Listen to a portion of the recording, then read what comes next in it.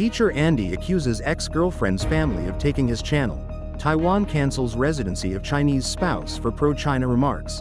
Actor Darren Wang reported for military service amid legal issues. Ukraine ready to accept 30-day ceasefire.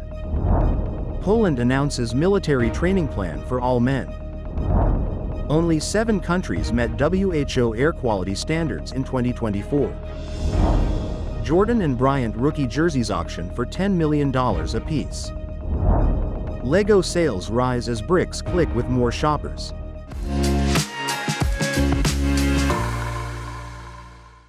Hello everyone, I'm Oceana. Thank you for joining us on Funday News. It is Thursday, March 13th, World Kidney Day, and here are our top stories.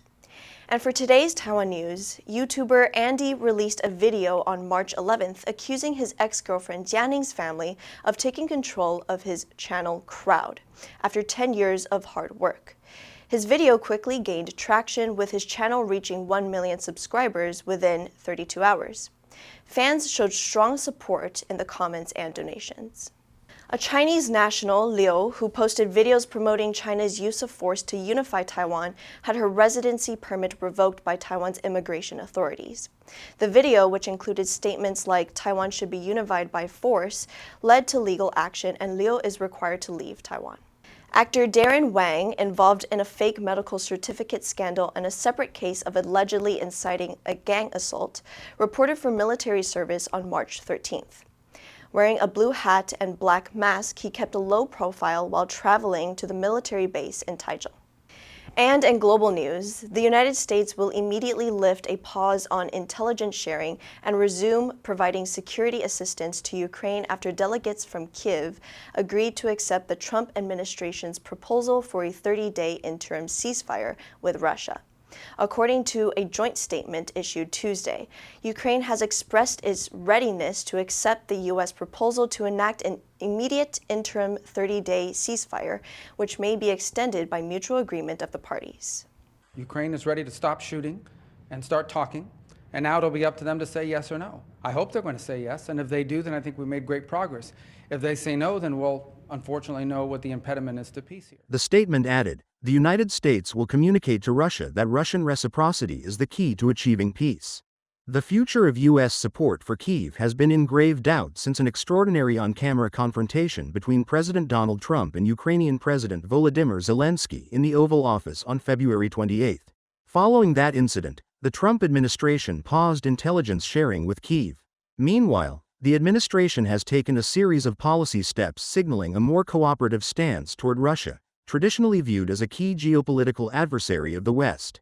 Trump, for his part, falsely accused Ukraine of starting the war and labeled Zelensky, not Vladimir Putin, a dictator. Prime Minister Donald Tusk said work is underway to require all men in Poland to undergo military training. In a speech to the Polish parliament, Tusk stated that the government aims to provide full details in the coming months.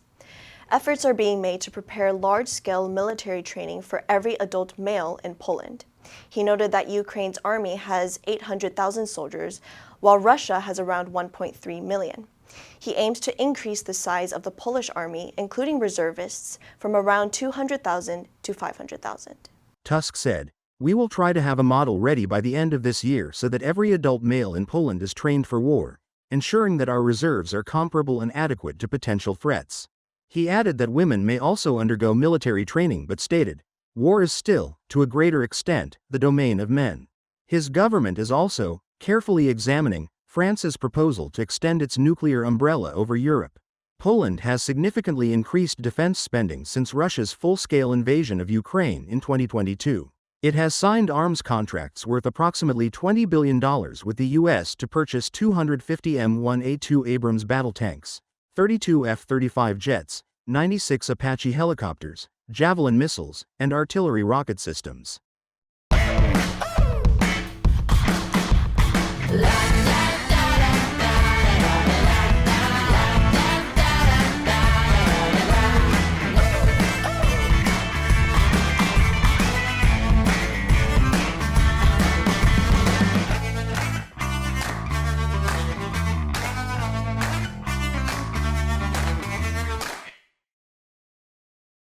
Data showed that only 7 countries met World Health Organization's air quality standards last year, as researchers warned that the war on smog would only get harder after the United States shut down its global monitoring efforts.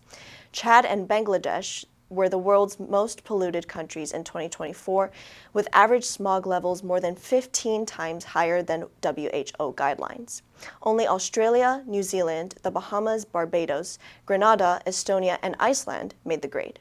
Significant data gaps, especially in Asia and Africa, obscure the worldwide picture, and many developing countries have relied on air quality sensors mounted on U.S. embassy and consulate buildings to track their smog levels.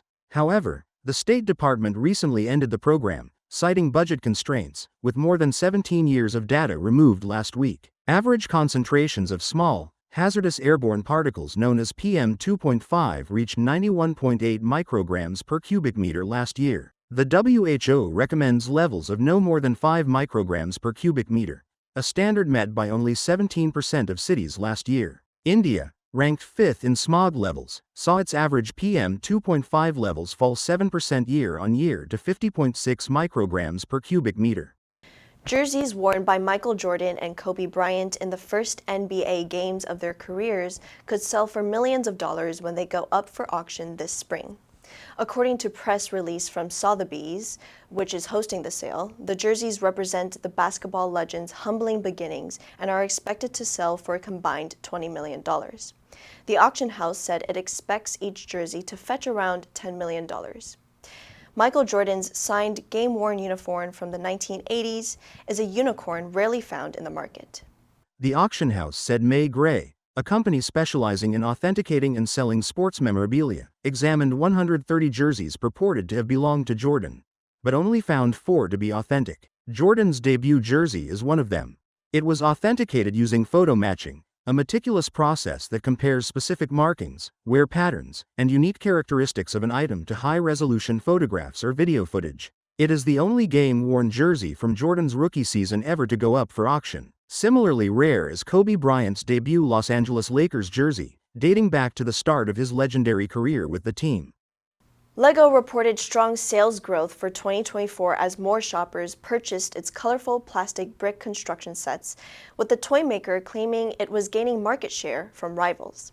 LEGO has expanded its product range to attract new customers, and CEO Niels Christensen said the LEGO Botanicals set, flower bouquets and plants made of bricks, were popular gifts that helped draw more teenage girls and women.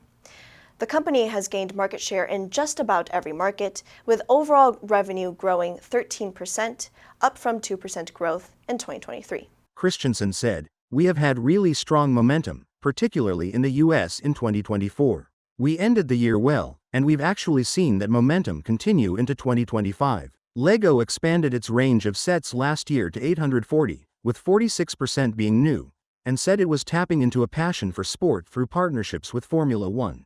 Amid the growing popularity of motorsports and sportswear giant Nike, LEGO plans to further expand its store footprint this year, expecting to open around 85 stores globally. The Danish family-owned company is building new factories in the U.S. state of Virginia and in Vietnam, while also expanding its Monterrey factory and facilities in China and Hungary."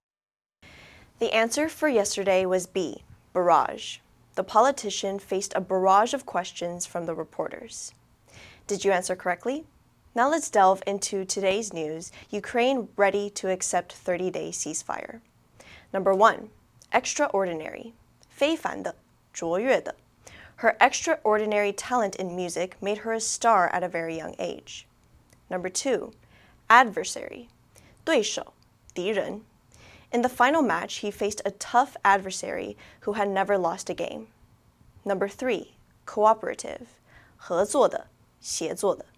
The team was cooperative, working together to finish the project on time. Next, we have a multiple choice question for everyone to practice. Which answer would you choose? You can write your answer in the comment section, and the correct answer will be announced tomorrow. World Kidney Day was first celebrated in 2006, asking the question, are your kidneys okay? The idea is that there is a need to educate the world about the importance of kidney health and reduce the impact of kidney disease and other health conditions associated with them. Respectfully, World Kidney Day is also about donation. transplant professionals use the day to educate people on the need for organ donation.